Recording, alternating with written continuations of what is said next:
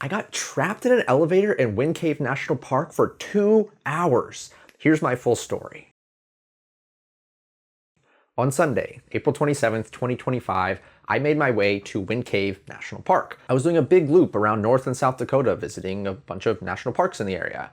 I did not have tickets booked for a cave tour before I arrived, but decided to try my luck and see if they had any walk-up tickets left available.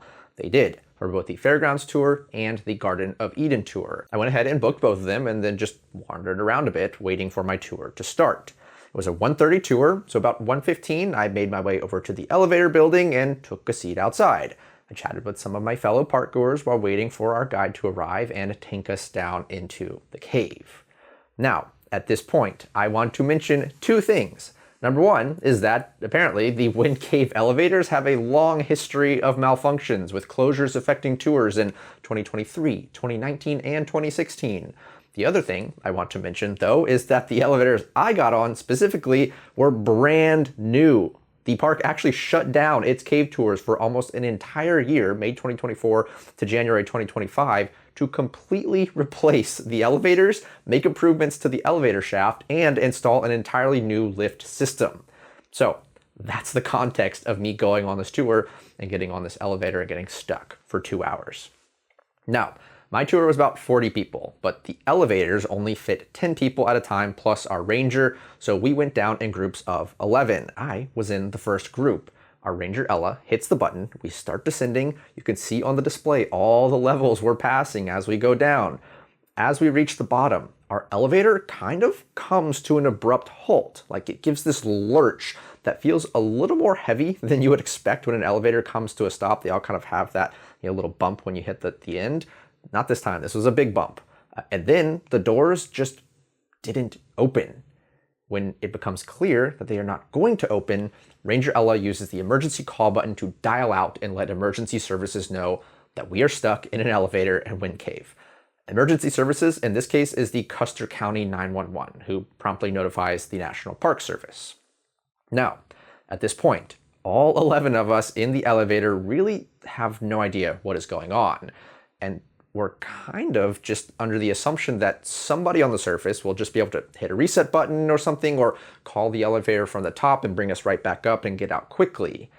But a few minutes later, we get a call into the elevator from Park Service personnel on the surface. And they inform us that it could be 2 hours before they can even mobilize a response. Not 2 hours before we could be rescued, mind you, but 2 hours before they could even get somebody on site, plus the time it would take to diagnose the problem and then formulate a rescue. At this point, it dawns on us the gravity of our situation. We are now faced with the reality that we could be stuck on this elevator hundreds of feet beneath the prairies of South Dakota for an indeterminate amount of time. As someone with a history of panic attacks and anxiety, this is not what I or any of us wanted to hear, of course. And one woman with us did start having a panic attack, actually. Again, I have a history of these things myself, so I did my best to comfort her and walk her through some of the breathing techniques that I typically use when I feel a panic attack coming on. So we were able to work through that together and get her to a point where she was stable and at the very least not getting worse. We were all very proud of her, and she did a great job in a very difficult situation. And for the most part, we all did really well in there, considering the circumstances. It was actually strangely beautiful in a way, because all of us were pretty much park nerds, and we passed the time by just talking about national parks. We all mentioned our favorites, which ones we'd been to, which ones we had left to visit, our favorite experiences, that sort of thing. We got to know where each of us was from, what we did for a living, and what our life plans were, all sorts of stuff. We definitely got some trauma bonding in. And I'm very pleased to have gotten to know all of the folks in there, even if it was in a very trying circumstance. Now, as far as getting us out of there went, on our end, we did nothing. We could do nothing. We just stood there and talked, like I mentioned. But on the surface, they were organizing a response as quickly as they could, and we got constant updates for them, which was actually very reassuring. Seriously, every time somebody called in to talk to us on the little intercom, it was a welcome relief, even if they didn't have that much new information for us. It was just helpful to know somebody was there on the surface and was working to get us out. On one of those updates, we actually learned that they were able to get an elevator technician on site way quicker than they originally thought, and that he was working to diagnose the problem. Huge relief from there, because remember, we thought it was going to be hours before we could even get to that point. And now he was already here, and now we knew that we already had somebody working on getting us out. So that was our first piece of good news. A little bit of time goes by, we're still sitting and chatting or standing and chatting. And then the second piece of good news comes in when they call us over the intercom and say something along the lines of, hey, you might not hear from us for a little while. We're mobilizing a response and coming to rescue you. They still don't know how long it will be, and they couldn't give us a timeline for the rescue. But personally, I remember feeling an immense wave of relief, because if they're mobilizing a rescue, they must know where we are and how to get us out, and it must be happening soon. And then this next part was just kind of frantic. All of a sudden, the doors to the elevator open, and we're all just standing there looking up at this team of rescuers, people in hard hats and gloves and with first aid kits. We're all cheering and laughing and crying. It was the classic elevator rescue scene, right? It turns out our elevator had come to a rest too far below the final landing. So we were looking up at the team of rescuers with like this small gap to climb up out of. They actually lowered a ladder down for us, and one by one we exited the elevator. The range of emotions I experienced in that immediate aftermath was completely overwhelming. I was laughing and crying and shaking. I tried to film myself just to capture my emotions in the moment, just so I could have that for posterity. It was a mix of relief and gratitude and joy and anxiety and the whole bunch of stuff, honestly. It's hard to describe when you're in this situation. The best way I know how is that it was just pure ecstasy, pure relief. I mean, we were still in the cave, hundreds of feet below the surface, but at that point, that didn't even matter. My mind wasn't there at all. All that mattered, as far as I was concerned, for the rest of the time, was that I was out of that elevator. But yeah, we still did have to get out of the cave. Obviously, taking the elevators was not an option. One of the elevators was actually still operational, but number one, I don't think you would have convinced any of us to get on it in the first place. But also, there could have been an unknown safety problem with it too, so we just got to walk out of the cave. They took us basically on the reverse natural entrance tour. So instead of entering the natural entrance and walking down to the cave, we started from the bottom and walked out the natural entrance, which means we kind of got an impromptu wind cave tour. I can say with near certainty that our little group of 10 got probably the most unique tour of wind cave that anyone will ever get. Although it's not one that I would like to repeat. But yeah, eventually we just made our way out of the cave on foot. That first glimpse of sunlight as the doors opened brought on a fresh new wave of relief and emotional release.